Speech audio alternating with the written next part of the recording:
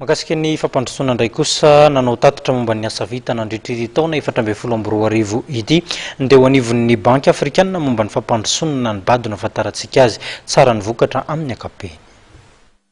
Tratra ny tanjona ny faritana ho an'ny taona 2014 araka nambarany teo anivon'ny bad na dia izany tetika asa telo ho an'ny fampandrosoana izay mahavoakasika sehatra samihafa ao anatin'izany ny fahasalamana sy ny fambolena noho ny foana amin'ny bad tao anatin'ny taona 2014.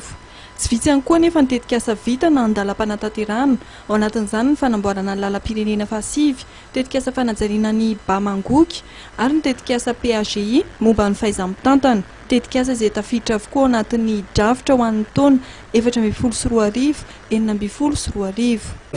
Les engagements que nous avons pris, tant sur le plan stratégique que sur le plan des projets de développement et des dons, annoncés au début de l'année, a été atteint, voire largement dépassé. Donc nous avons pu approuver le projet routier du père, RM9, première phase, le Priazo, qui est un projet d'aménagement de 3 périmètres irrigués au niveau du sud-ouest, le projet de gouvernance, PAGI.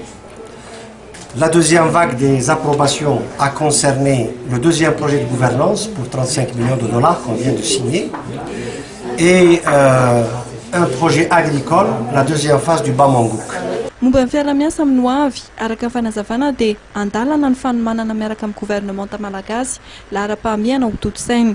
Andrasana ny araka ny fanazavana ny famaritan'ny fanjakana lahara-pahamiana ho amin'ny fampandrosoana izay voarakitra ao anatin'ny drafitra nasionaly ho amin'ny fampandrosoana amin'ny PND.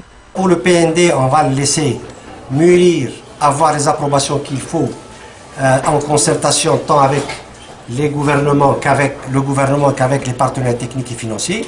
Et nous reviendrons à partir du deuxième semestre 2015 pour pouvoir asseoir notre stratégie à plus long terme, 2017-2022.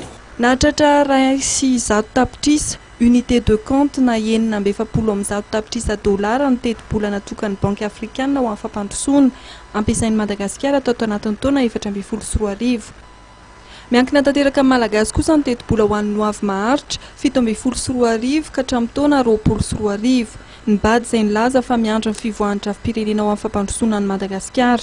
Nanamarika ny solotena ny bady fa mba hisian'ny firindrana ny famolavolana ny paikady ho amin'ny fampandrosoana ho an'ny taona 2020 dia antenaina hivoaka mialohan'ny farantaona na ny fiandohan'ny taona 2012 ny drafi-pirenena momba ny fampandrosoana amin'ny PND.